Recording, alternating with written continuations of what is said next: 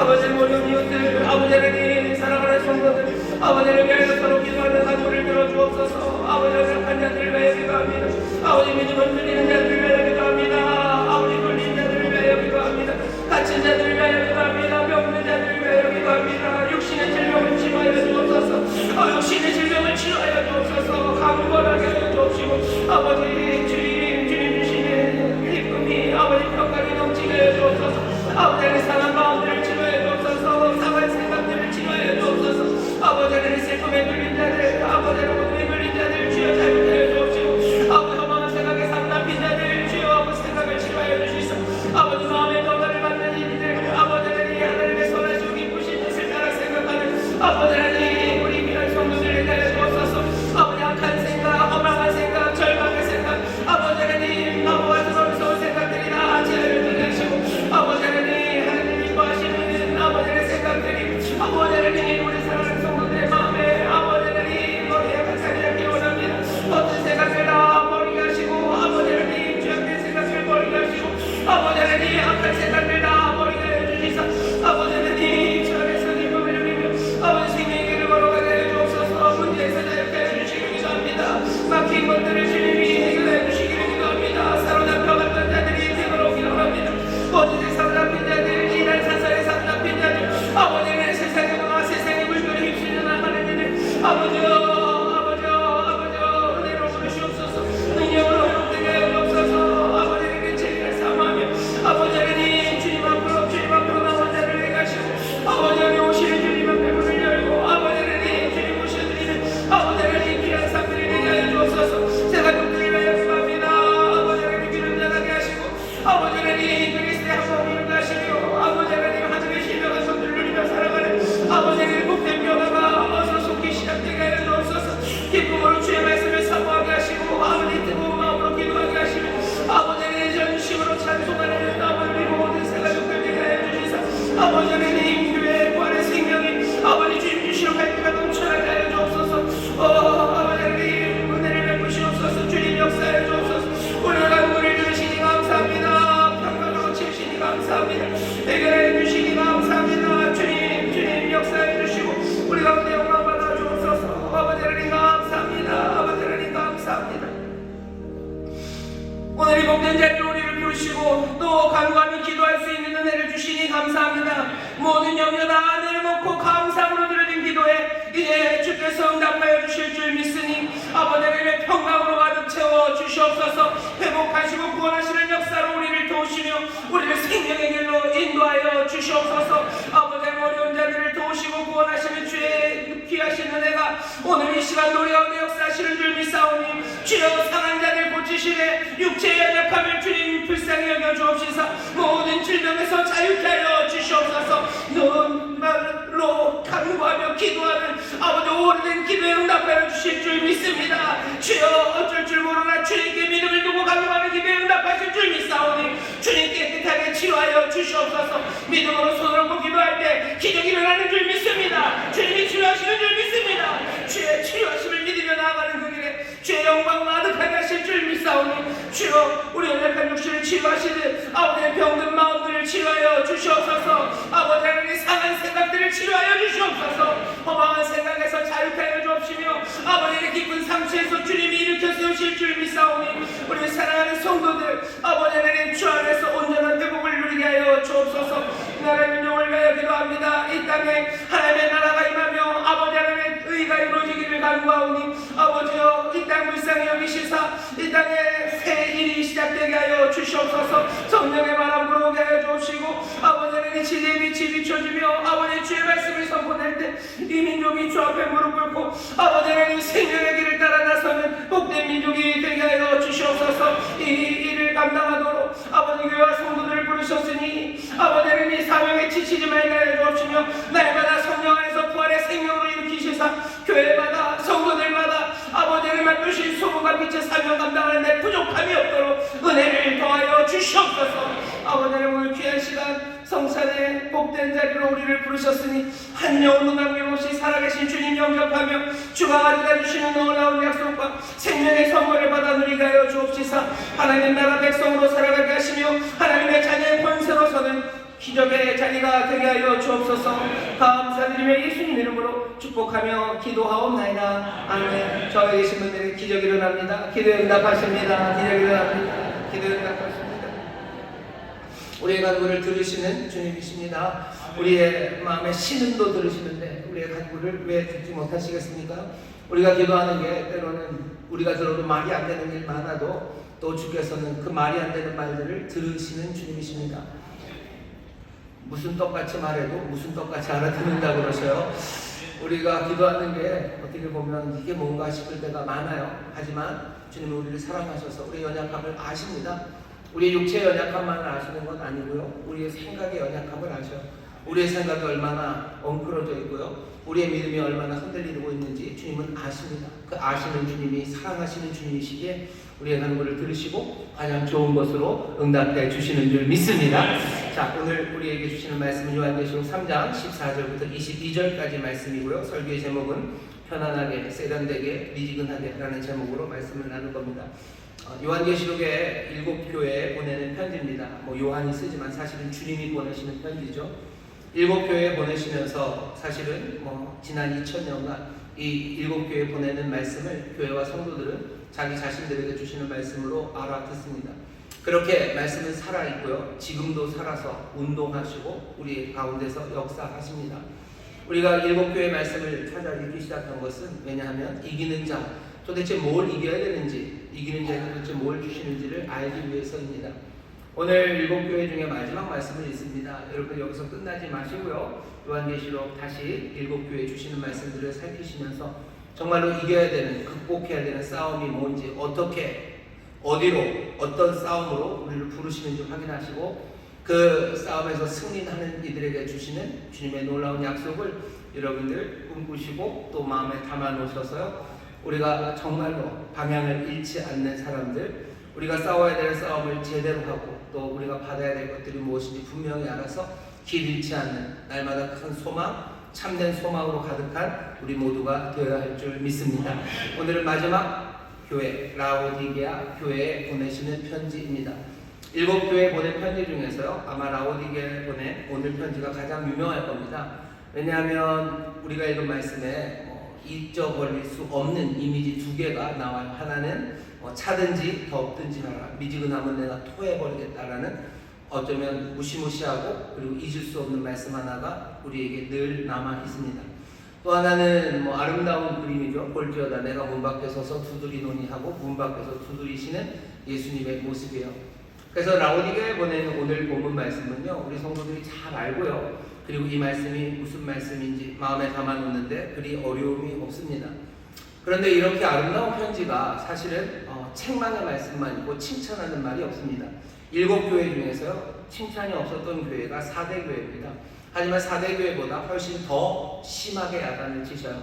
4대 교회는 좀 간단했어요. 너가 이름이 있다, 살았다는 이름, 명성은 있지만 너 죽었다 라고 말씀하시는 어쩌면 그 판단 하나였습니다. 하지만 오늘은 책망하시는 말씀이 15절부터 18절까지 굉장히 길게 라오디게아 교회를 책망하십니다. 하지만 그렇게 심하게 책망하시지만 또 아까도 말씀드렸어요. 문을 두드리시는, 사랑하시는, 역겹다고 말씀하시면서도 사랑한다고, 내가 너와 함께 먹겠다고 말씀하시는 게 라오디게아 교회에 주시는 말씀입니다.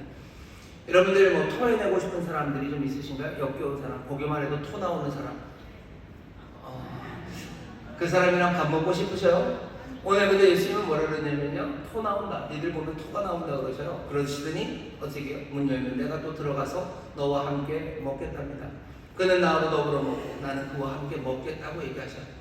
오늘 어쩌면 이 말씀이 교회에 주시는 어쩌면 마지막 말씀이에요. 주님 보시기에 우리는 역겨울 정도로 말도 안 되는 삶을 살아가지만 주는 또 우리를 사랑하셔서 우리와 함께 먹겠다는 분이십니다. 십자가가 말하는 게 그런 것 아닙니까? 정말로 그 추악한 죄악, 그것에 십자가 달려 돌아가셨지만 또 우리를 품기 위해서 십자가에 달려 돌아가셨습니다. 오늘 여기 성찬의 자리입니다. 이따가 우리 함께 먹을 거예요. 주께서 우리를 위해서, 하나님 우리를 위해서 이 상을 펼쳐 놓으셨는데 이 상이 공짜로 펼쳐진 것은 아니죠.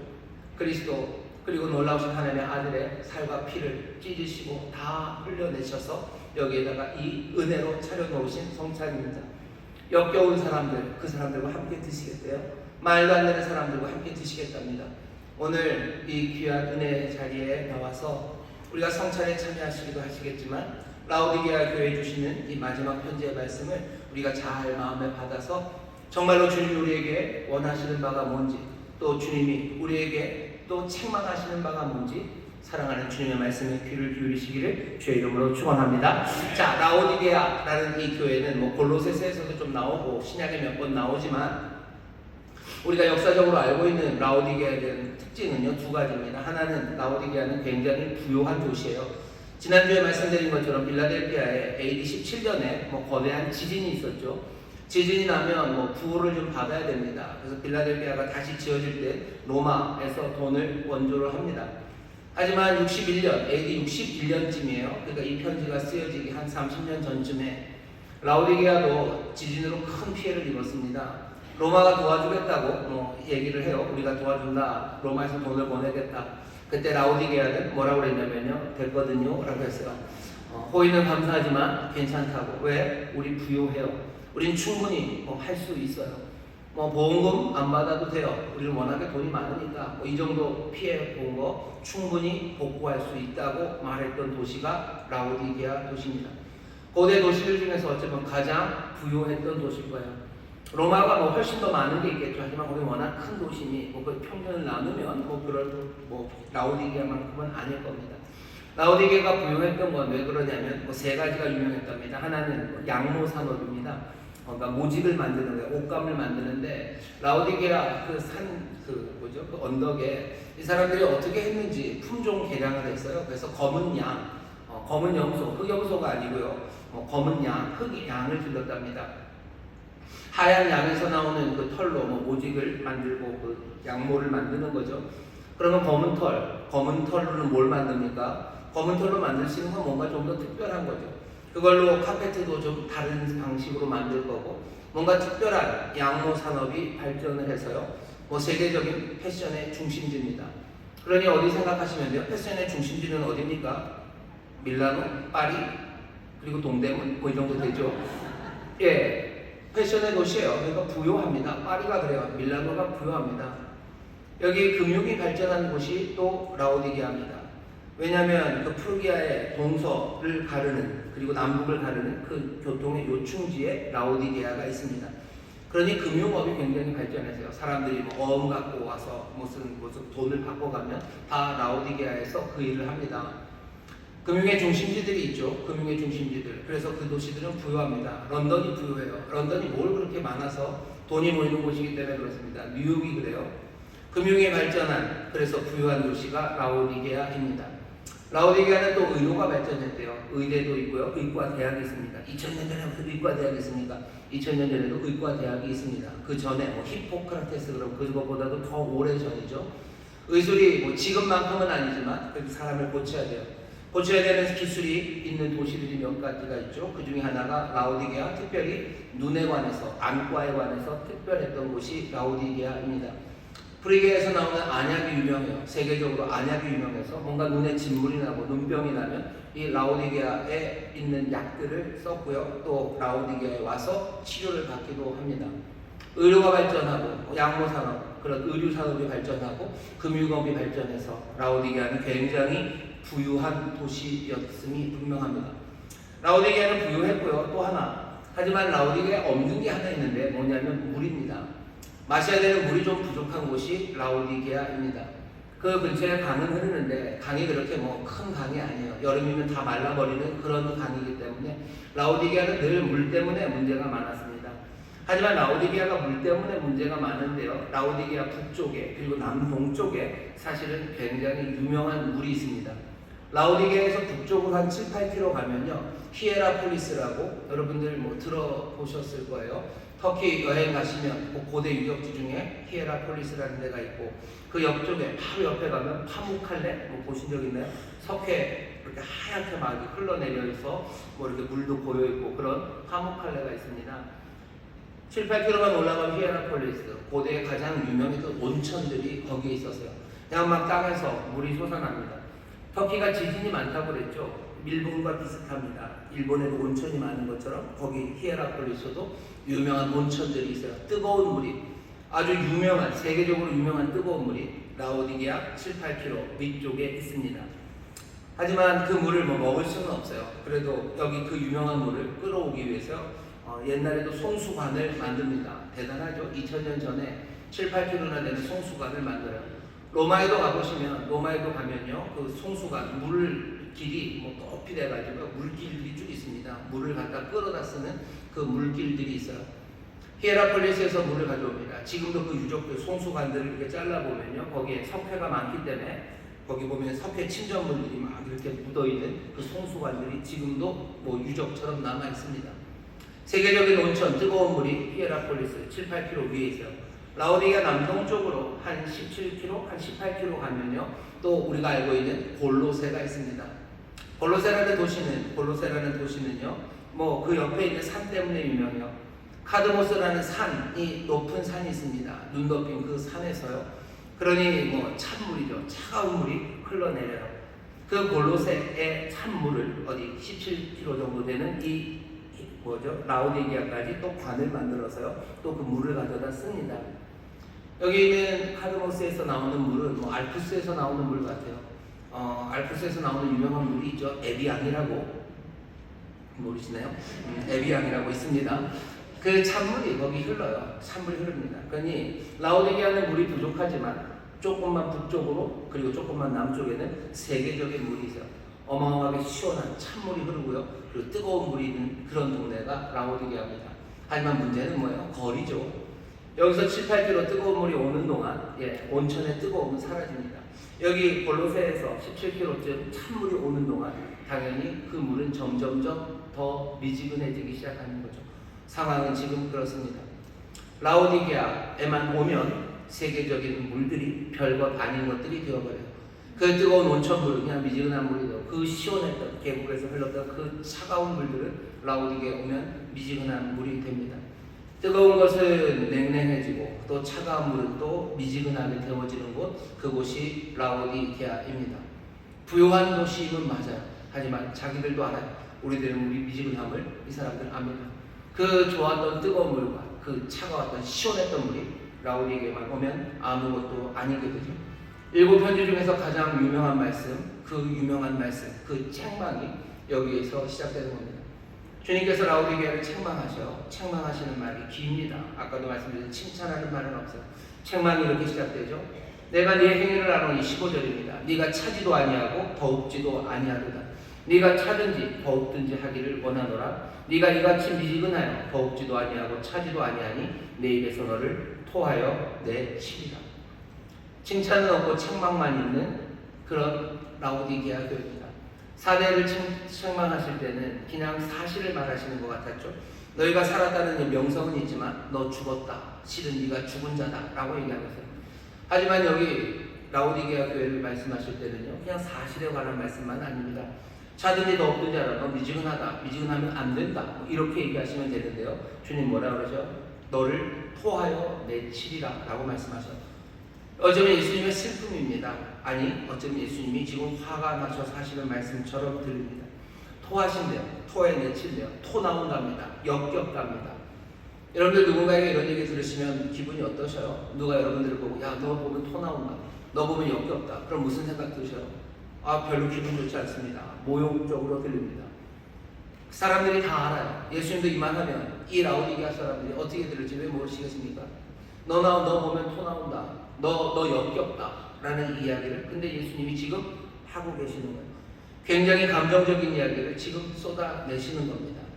오늘 라오디게아 교회에 예수님께서 다른 교회들에 하셨던 책망처럼 책망을 하셔요.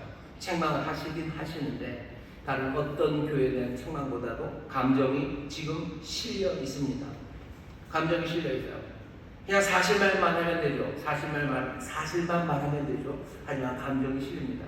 왜 그런지 여러분들 보셔요. 오늘 설교의 제목입니다. 편안하게, 세련되게, 그리고 미지근하게.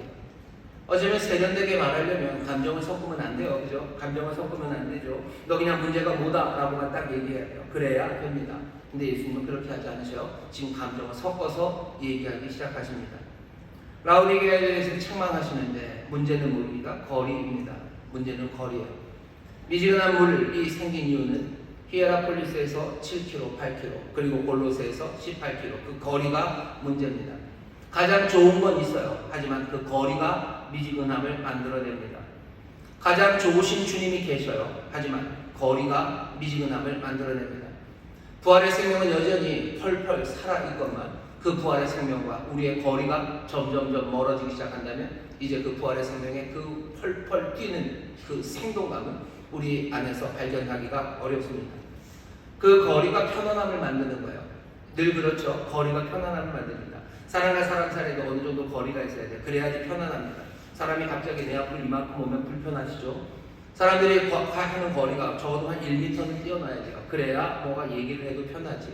갑자기 얘기하고 있는 사람이 내게 훅 다가오기 시작하면 그때부터 불편해지는 겁니다. 거리가 중요해요. 하지만 그 거리가 미지근함을 만들어냅니다. 열정이 식어버리는 거죠. 왜 근데 거리가 생깁니까? 문제는 거리인데 거리가 생기는 이유는 부요함 때문입니다. 주님이 그 다음에 바로 얘기하셔요. 네가 말하기를 나는 부자라 부요하여 부족한 것이 없다 하나 네 곤고한 것과 가련한 것과 가난한 것과 눈먼 것과 벌거벗은 것을 알지 못하는도다.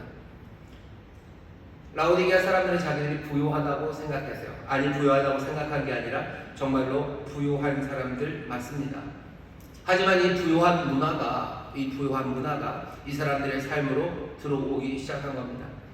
도시의 문화가 들어오면서요 그리스도인들까지도 거기에 물들어갔어요. 아마 라오디게아에 있는 그리스도인들은 다른 곳에 있는 사람들보다 훨씬 더 부유했을 겁니다. 라오디게아 교회는 뭔가 죄에 관한 이야기가 없어요. 너희들 뭐 죄를 짓고 있구나, 너희들이 악하게 행동하고 있구나 이런 얘기 없으셔요. 너희가 이단에 팔려가고 있구나 그런 말도 없으셔요. 너희가 믿음을 배반하고 있구나 그런 얘기도 없으셔요. 그렇다고 해서 너희가 지금 박해받고 있구나, 너희들 몇 명은 죽어나가겠다 이런 말씀도 없어요. 그런 말씀 아무것도 없습니다. 라오디게아는 편안합니다. 부유해요. 부유한 곳에 늘 여유가 있죠. 여유가 있고 사람들은 뭔가 여유롭게 살아갑니다. 라오디게아 사람들이 그래요. 자기들이 부유하다고 생각하고 그러니 자족하다고 생각합니다. 그러니 거리를 두어도 좋고요. 그리고 거리를 두어야 된다고 생각하는 사람들이 라오디게아 사람들입니다. 지지고 볶지 않아도 돼요. 세련되게 하면 돼요. 부유한 사람들, 사람들 세련되게 만납니다. 지지고 볶을 필요 없죠. 그냥 돈 얼마냐고 그러면 주면 되는 거예요. 깎으려고 머리를 들이밀고 그럴 필요 없어요. 콩나물 하나 더 잡으려고 손 내밀 필요 없는 거예요.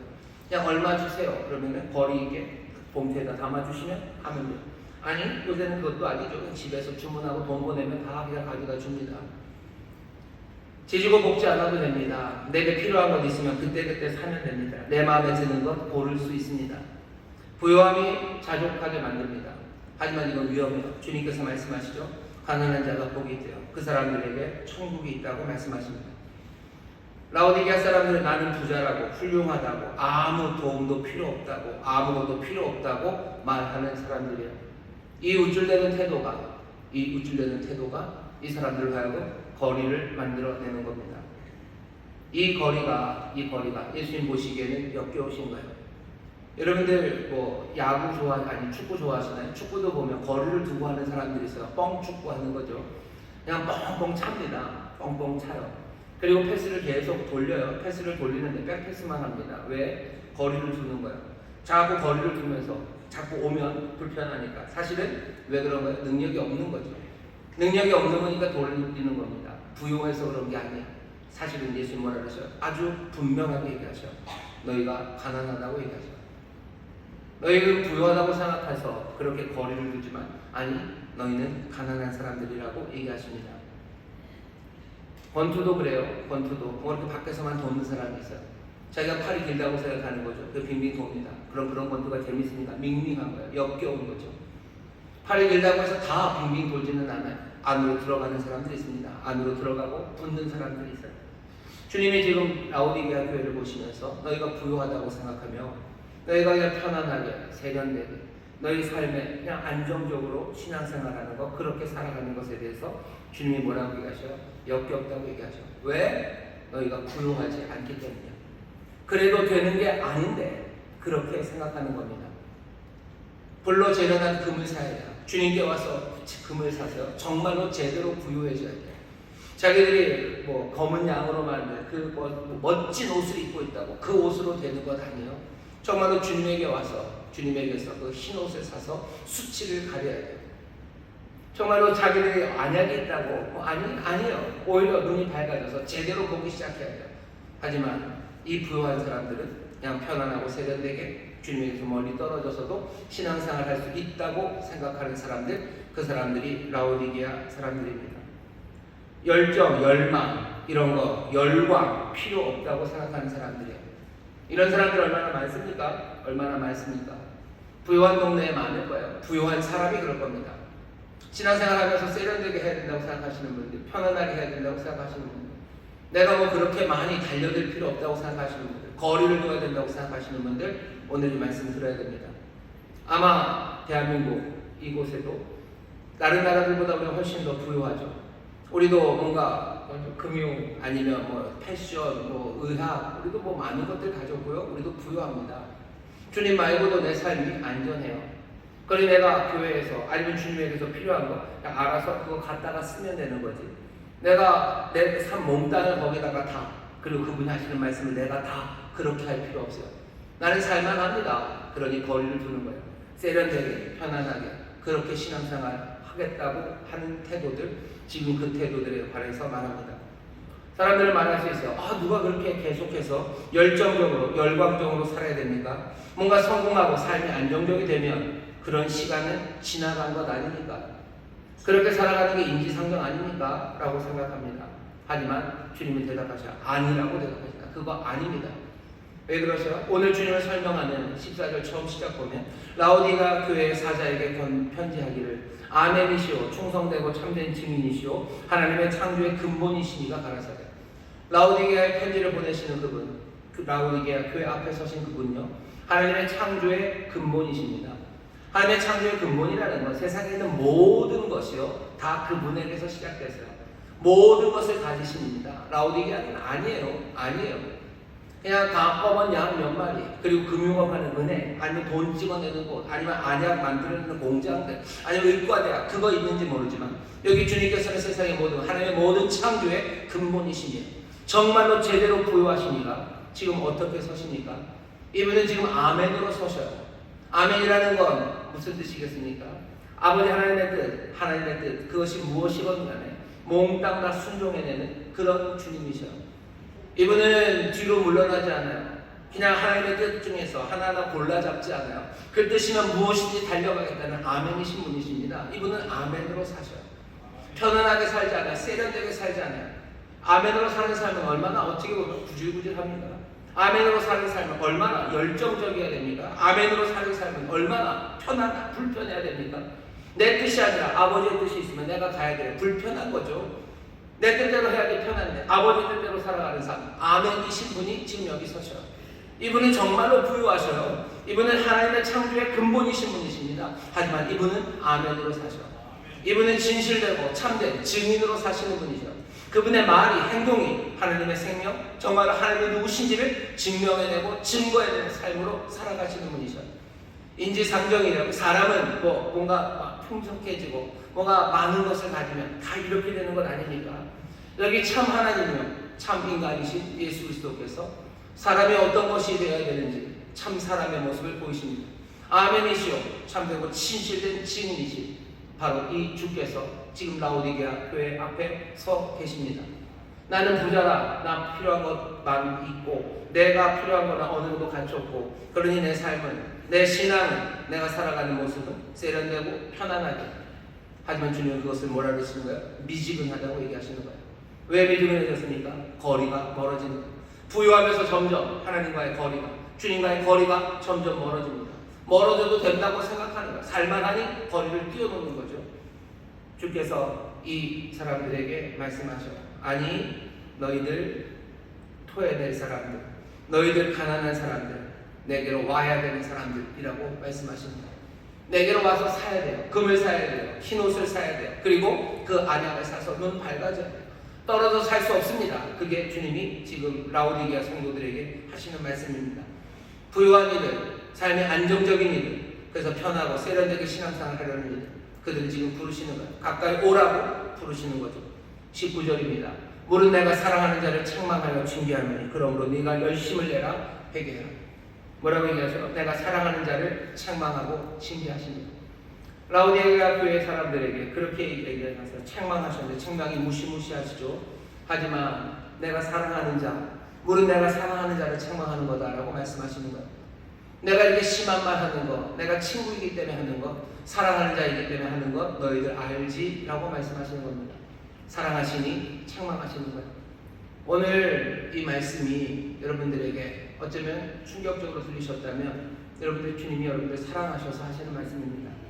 우리의 삶을 보시며 역겹다고 얘기하시고 토할 것 같다고 얘기하시고 세련되고 편안하게 살아가는 게 그게 멋지다고 생각했던 사람들, 그게 멋진 신앙이라고 생각했던 사람들 향해서 주께서 토 나온다라는 이 말을 하셨을 때 오늘 마음에 상처가 되고 마음이 아플지 몰라요. 하지만 주님이 다시 한번 말씀하십니다. 이제는 좀 알아라. 내가 사랑하는 자, 내가 사랑하고 내 친구들 어떻게 대하는지 나는 내 사랑하는 자들에게 책망한다고 말씀하십니다. 오늘 이 말씀을 정말로 사랑의 주님의 책망으로 받으시기를 주의 이름으로 축원합니다.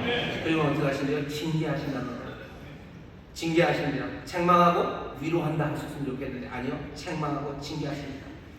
우리의 친구 사랑하시느니 우리를 그렇게 대하시느니 여전히 못난 우리를 어쩌면 역겨운 우리를 친구로 대하시며 책망하시는 일은 이는 또 주님은 우리를 징계하신답니다. 징계하시는 건 우리를 비탄에 빠뜨리게 하시려는 게 아니에요. 제정신 차리게 하시는 거죠. 그래서 우리를 징계하십니다. 징계하시는 건 어쩌면 때리시는 일일 거예요. 어쩌면 우리를 아프게 하실 겁니다. 부유해서 내 삶에 여유가 많아서 신앙도 주님 따라가는 삶도 편안하고 세련되게 살아간다고 생각하고 아무 문제 없다고 생각할 사람들 주께서 말씀하셔요. 내가 사랑하는 자, 내가 사랑하는 자 책망하고 내가 징계한다 라고 말씀하셨어요. 아무 일 없을 거라고 생각하지 마십시오. 주님이 사랑하시면 징계하실 겁니다. 그러니 뭐라고 하셔요? 열심을 내라고 회개하라고 말씀하셔요. 생각을 바꾸셔야 돼요. 마음을 바꾸셔야 돼요. 열심을 내셔야 됩니다. 뜨거움을 가지셔야 돼요. 아웃복싱 하시던 분들 인파이팅 하기 시작하셔야 돼요. 안으로 들어가서 싸우는 거 지저분하죠. 얻어맞을 수도 있고 뭐 엉겨 붙어야 되고 뭐 그래야 돼 싫은 거죠. 그러니 계속해서 밖에서 돌았던 사람들 열심을 내라고 회개하라고 주님 말씀하십니다. 이분은 아멘이신 분이셔. 이분은 신실한 증인이신 분이셔. 하늘의 땅의 모든 것들을 창조의 근본이신 이분도 아멘으로 그리고 증인으로 살아가십니다. 이분은 그래서 약속을 주시는데 이렇게 약속하십니다. 20절입니다. 그 유명한 볼지어다 내가 문 밖에 서서 두드리노니 라고 말씀하셔요. 보랍니다. 누굴 보래요? 여기 앞에서 소개된 아멘이요 충성되고 참된 증인이시고 또 하나님의 창조의 근본이시니 그분을 보시래요. 이분이 얼마나 뜨거움으로 살아가는지 보시래요. 이분이 또 얼마나 차가움으로 살아가는지 보시랍니다. 뜨거운 아멘으로 사셔. 그리고 제대로 증거하기 위해서 하나님의 제대로 하나님의 생명이 증인되기 위해서 정말로 차갑고 냉철하게 올바른 길을 걸어가시는 모든 창조의 기초가 되시는 가장 부유하신 이께서 그렇게 살아가셔. 그분을 보는 라오디게아 교인들 그리고 우리는 어떻습니까? 뭐가 부유하다고? 그 부유하신 분도 그 뜨거움으로 살아가는데 우리가 뭐가 부유하다고 우리는 미지감함으로 거기에 서 있습니까? 자기 만족에 우쭐대며 사실은 가난하고 곤고하고 가련한 인생들이 우리는 그렇게 여유만만하게 세련되게 편안하게 지금 서서 이 주님을 보는 겁니다. 우리의 삶을 다시 한번 돌아보게 하시는 것 볼지어다 주님을 보셔요. 세상 모든 것을 가지십니다. 아멘으로 그리고 증인으로 사십니다. 뜨거움으로 사셔. 그리고 그 차감으로 사셔. 그 삶을 바라보는 우리에게 주께서 약속을 주셔. 두 가지입니다. 하나는 내가 문 밖에 서서 두드리노니 누구든지 내 음성을 듣고 문을 열면 내가 그에게로 들어가 그로 더불어 먹고 그는 나로 더불어 먹으리라. 첫 번째 함께 먹겠답니다. 그 대신 조건은 있죠. 문을 두드리신대요. 그 다음에 문을 열면 내가 들어가서 먹는답니다. 이 말씀 오해하시면 안 돼요. 문을 두드리는 이는 주님이십니다. 근데 밖에서 문을 두드리시는 그분이 이 집의 주인입니다. 우리가 문을 엽니다. 내가 지금 안에 있으니 내가 이 집이 내 집이라고 생각하는 사람들 그 사람들은 다시 생각해야 돼요. 내 집의 문을 내가 열까 말까 고민해야 되는 자리가 아니에요. 물론 고민하겠죠. 열까 말까 해야 되지만 그것은 열까 말까 할 권리가 우리에게 있어서가 아닙니다. 열어야 되는데 우리가 못나고 바보 같고 내 것이라는 오해, 부유하지 않고 가난한데 이것이 다 내 것이라고 생각하면서 열까 말까를 생각하는 거지. 이 가난한 사람들은 당연히 열어야 되는 거예요. 집에 주인이 오시는 거죠. 예수님 복음서에서 많은 비유를 얘기하죠. 그 농장에, 그 밭에 주인이 옵니다. 당연히 맞이해야 돼요. 당연히 환영해야 돼요. 하지만 악한 이들이 자기 것인 줄 알고 자기가 가지려고 생각하고 그 주인이 보낸 종들을 다 몰아내는 겁니다. 주님이 지금 문을 두드리셔요. 주님이 문을 두드리십니다. 나는 열을까 말까 고민해야 되는 거 아닙니다. 난 열까 말까를 고민할 만큼 그렇게 세련되고 편안하고 부유한 사람이 아닙니다. 나는 이 집의 주인이 아닙니다. 나는 열어야 되는 거예요. 네, 당연히 열어야 되는 거죠. 하지만 주는 너무나 자비로우셔서요, 문을 두드리고 계시는 거죠. 언젠가 정말 안 열면 주님이 그냥 열고 들어가실 겁니다. 그날이 올 겁니다. 하지만 주님은 열기를 바라시며 문을 두드리셔. 문을 두드리는 음성은 어떤 때는 부드럽게 우리를 부르시기도 하셔. 하지만 그 문을 두드리는 일은 어쩌면 두려운 폭풍처럼 그 집을 흔드실 수도 있어요. 집을 흔들며 우리를 부르시는 거죠. 집을 흔들며 문을 두드리시는 거예요. 어쩌면 어마어마한 바람으로, 거센 몰아침으로 그 문을 두드리십니다. 이 얘기가 무슨 얘기인지 여러분들 아셔요. 문 열게 하시기 위해서 주님이 늘 부드러운 음성으로 우리를 부르시는 것만 아닙니다. 우리의 삶을 정신없이 흔들어 놓으시고 큰 소리로 우리를 부르시고 문이 부서져라 우리의 문을 두드리실 때가 있는 거죠. 하지만 결국은 우리가 열어야 되는 겁니다. 기다리시는 겁니다. 기다리셔. 하지만 문을 열면 어떻게 됩니까? 그때부터는 그들이 나와 함께, 그리고 나는 그와 더불어 먹기 시작하실 때요. 함께 먹습니다. 오셔서 좌정하시고 그리고서는 함께 드셔요. 오늘 이 성찬의 자리, 요한계시록에 있는 이 사람들, 라오디게아 교회 사람들이 이 말씀을 읽을 때마다 당연히 생각하는 게 이 성찬의 자리입니다. 오늘 여기 이 자리는요, 문을 연 사람들, 그 사람들이 함께 먹는 자리예요. 여기는 문을 연 사람들이 온 겁니다. 아, 내가 문을 잘 열었는지 안 열었는지 모르겠습니다.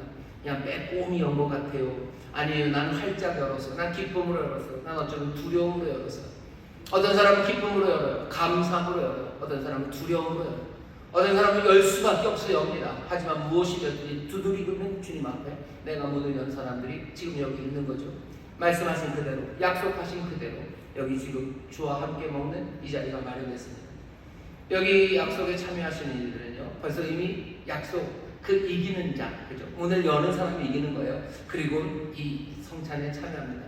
이 성찬은 어쩌면 정말로 새 예루살렘과 그리고 새 하늘 새 땅이 오는 그날에 아버지가 그리스도 메시아를 위해서 펼쳐놓은 그 결혼의 잔치, 그 잔치의 자리를 또 생각하게 합니다. 오늘 주님이 오시는 자리, 우리와 함께 먹는 자리입니다. 이 성찬이고 또 그날의 놀라운 기쁨과 평강을 오늘 우리에게 가져다 주시는 자리입니다. 하나님의 사람들, 교회는 그 거리를 좁히는 사람들은 어떤 복을 받습니까? 천국의 기쁨을 누리기 시작하는 겁니다. 천국의 기쁨과 평강이 오늘 우리에게 임해요. 오늘 이 성찬에 참여하며 주의 약속이 내게 이루어졌음을 여러분 확인하시고 그 약속이 여기서 그쳐지지 않고 영원한 약속, 그 약속의 약속임을 기억하시며 오늘 천국을 누리게 되시기를 주의 이름으로 축원합니다. 약속이 이루어지고 있어요. 또 뭐 어떤 약속입니까? 두 번째 약속은 나와 함께 보좌에 앉는답니다. 21절서부터 읽겠습니다. 이기는 그에게는 내가 내 보좌에 함께 앉게 하여 주기를, 내가 이기고 아버지 보좌에 함께 앉은 것 같이 하리라. 주님께서 이기고 하나님의 보좌에 앉은 것처럼 이기는 자에게는 주님과 함께 보좌에 앉게 하신대요. 이것도 뭐냐? 거리입니다. 문을 열어요. 그러니 거리는 이제 사라진 겁니다. 주님은 바깥에 있잖아요. 우리 안에 계셔요. 보좌에 앉아요. 같은 의자에 앉습니다. 우리가 주님과 같은 의자에 앉을 거예요. 보좌가 뭐 그렇게 좁진 않겠지만 엉덩이를 비비고 같이 앉는 거죠. 멀리 떨어져 있지 않아요. 가까이 가서 앉을 겁니다. 보좌에 앉는다는 건 세상을 다스린다는 이야기입니다. 주님께서 세상을 통치하실 때 우리도 세상을 같이 통치할 거예요. 씩 웃을 수 있죠. 하지만 알기는 아셔야 돼요. 주께서 세상을 통치하실 때, 세상을 다스리고 승리하실 때 분사력이 아니라 사랑의 힘으로, 아프고 힘들어도 고난받는 사랑의 힘으로 세상을 다스리고 변화시켰다는 걸 아셔야 됩니다. 우리도 주님과 함께 그 아픈 사랑으로 세상을 바꿔낼 거예요. 세련되고 편안한 것, 그것과는 다른 삶입니다. 아멘이고 증인, 그 삶이 우리에게 주어진 약속이고 또 동시에 우리에게 주신 도전입니다. 우리는 주와 함께 앉을 겁니다. 가까이 앉아서 주님이 다스린 것처럼 그렇게 상처로, 고난으로, 눈물로, 내 헌신과 희생으로 세상을 다스려가기 시작할 겁니다.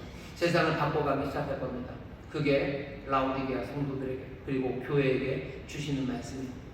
여러분들 그 보좌에 앉는 것 너무 씩 웃지는 마셔요. 그 보좌에 앉으신 주님은 일찍 죽임당한 어린 양이십니다. 사랑으로, 고난으로, 증인으로, 아멘으로 사시며 그 일을 이루셨어요. 주께서 라오디게아 성도들을 지금 부르시는 겁니다. 가까이 부르시는 것. 인파이팅 복싱하는 사람들은 늘 깨지고 찢어집니다. 아웃복싱 하는 사람들은 깨끗하게 끝낼 수 있어요. 하지만 안으로 들어가는 사람들은 그렇지 않아요. 상하고 그리고 내어놓고 헐떡이며 앞으로 가요.